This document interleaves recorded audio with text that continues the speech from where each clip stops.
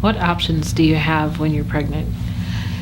Well, in our culture today, most often people think they have two options, either parenting the child or abortion. Very rarely do people say, I'm going to make an adoption plan for the child. So today, if a woman who finds out she's pregnant comes to that place of what am I going to do about this baby, and she feels she's not prepared to parent, she chooses abortion. And she doesn't give herself permission often to even consider the option of adoption. And that's a real tragedy. Part of it is the fear of thinking that adoption is like it used to be.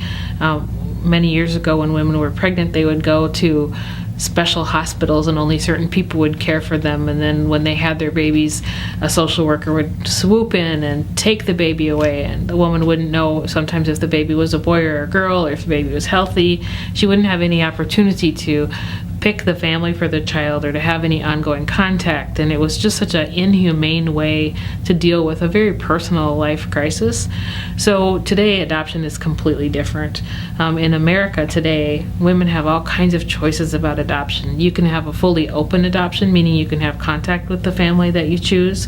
You can have a fully closed adoption where you say, you know what, I don't want to make any of those choices, and to trust someone else to make those choices. Or you can have any degree of contact in between. Remembering about adoption that adoption laws are state laws, so each state has different laws relating to the birth father and relating to contact and all of those things. So anybody that's considering adoption needs to really get some good counsel from a trained adoption professional or from an adoption attorney.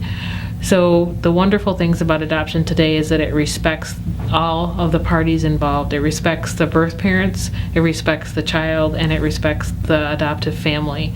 I always say that adoption is not about finding children for families, that adoption is about finding families for children. And a child already has a biological family, but maybe that biological family isn't prepared to care for that child. And oftentimes my clients hear, well, from their mothers, maybe, I'll help you take care of the baby, or grandma says, I'll take care of the baby, or auntie says, well, I'll do daycare. Well, some of those I'll help yous don't last, and people get on with their own lives. And as a birth parent, as a expectant parent, you have to think about what's good for you and your baby long term, not just for today, not just for tomorrow or for next week, but for a long time.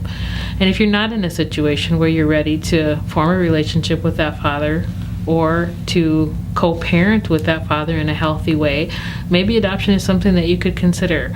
I've had the opportunity to be a labor companion for more than 50 women, and many of those women have chosen adoption, and I think that takes the greatest amount of courage possible. It's an uncommon courage to put yourself aside and to think about that child's best interest, and that's an uncommon courage. All caring of pregnancy is uncommon, but to specifically say, I'm going to do what's best for my child, and I'm willing to take the hit up front. I'm willing to take the emotional hit up front is a pretty courageous thing to do.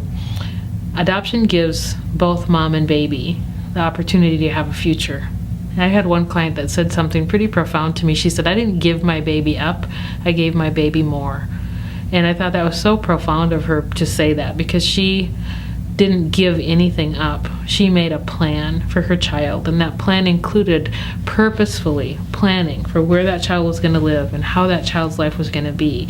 And it was a purposeful decision. It wasn't a decision made in a crisis. It wasn't a decision made with a gun to her head or someone else making it for her. She chose that, and she can be very proud of herself that she chose that for her child. Many people say, I wouldn't consider adoption because what if that child comes back to me someday and blames me or says, how come you gave me away? You know, we can't make decisions based on what somebody might come back and say to us. We need to make decisions based on what's happening today in a positive way, looking at it once the decision has made to choose life, then to think, what's the best future for this child? And even our child welfare organizations, their mantra is whatever's in the best interest of the child. And that's something we need to keep in mind as we're making decisions about what to do about this child once we've chosen life. What is in the very best interest of this child? And we know that life is in the very best interest of the child, but oftentimes adoption is in the best interest of the child, and sometimes parenting is in the best interest of the child. So, wonderful option that you can choose.